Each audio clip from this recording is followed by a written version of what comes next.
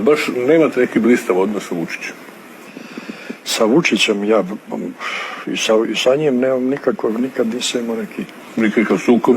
Čak ne sukob, on je prvi predsjednik Srbije koji je bio na Saboru. I jeste, ja sam ovo što sad govorim, to sam ja njemu i na Saboru rekao. Otprilike.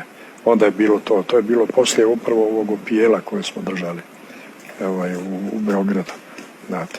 I on je tvrdio, i onda kao što i danas tvrdi, isto je rekao posle novinarima, Amfilohije kaže da sam ja izdajnik. Ja nisam izdajnik, dobro. Ja nisam rekao da je ovo izdajnik. A sada se bojim, iskreno rečeno, ako već o tome govorimo, da sada se bojim da ta njegova politika, da ona vodi izdaji Srbije, izdaji Kosova.